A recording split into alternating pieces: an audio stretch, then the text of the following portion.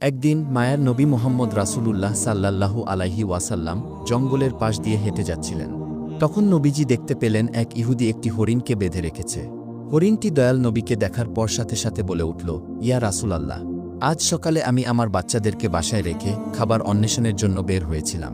হে আল্লাহর নবী, এমন সময় ইহুদি আমার সামনে আসে এবং আমাকে বন্দী করে ফেলে। সকাল থেকে এই পর্যন্ত সে আমাকে বন্দী করে রেখেছে। ইয়া রাসূলাল্লাহ, আমার দুধের বাচ্চা রয়েছে, সকাল থেকে এই পর্যন্ত তাদেরকে আমি দুধ খাওয়াতে পারিনি। হয়তোবা তারা আমাকে না পেয়ে অনেক অস্থির হয়ে পড়েছে এবং তাদের গলা দুধ না খাওয়ার কারণে শুকিয়ে গেছে। হে আল্লাহর নবী, ওগো আল্লাহর হাবিব, আমি শেষবারের মতো আমার বাচ্চাদের সাথে একবার সাক্ষাৎ করতে চাই। দয়া করে আপনি এর একটা ব্যবস্থা করে দিন। হরিণীর এই আর্জি শুনে দয়াল নবী হজরত মুহাম্মদ সাল্লাল্লাহু আলাইহি ওয়াসাল্লামের অন্তর কেঁদে উঠল। তখন নবীজি ইহুদিকে বললেন, হে ইহুদি, তুমি কেন এই হরিণকে আটকে রেখেছ? তখন ইহুদি বলল, আমি হরিণকে শিকার করেছি, আর জঙ্গলের প্রাণী শিকার করা তো বৈধ, তাই আমি হরিণকে আটকে রেখেছি।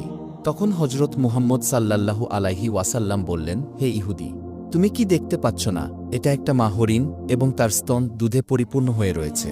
সে তার বাচ্চাদেরকে দুধ না খাওয়ানোর কারণে অনেক কষ্ট পাচ্ছে, তুমি তাকে ছেড়ে দাও।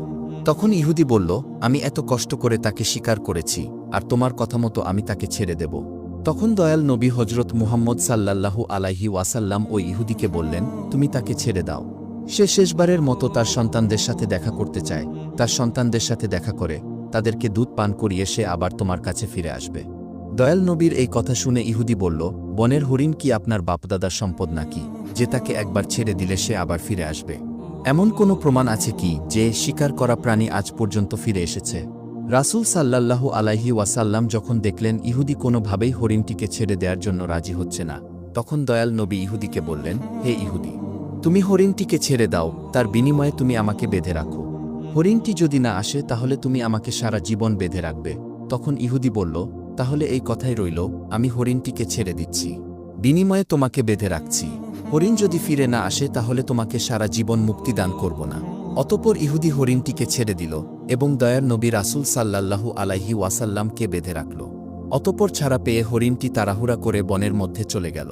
তখন ইহুদি মনে মনে ভাবতে লাগল, হরিণটি আর কোনোদিন ফিরে আসবে না। এই লোকটাকে আমি সারা জীবন বেঁধে রাখব।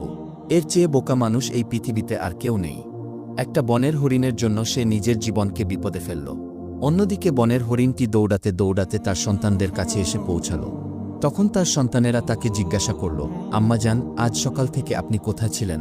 আমরা আপনার জন্য অপেক্ষা করতে করতে ক্লান্ত হয়ে পড়েছি। আমরা আপনার দুধ পান করতে না পেরে আমাদের গলা শুকিয়ে গেছে। তখন মা হরিণ তার সন্তান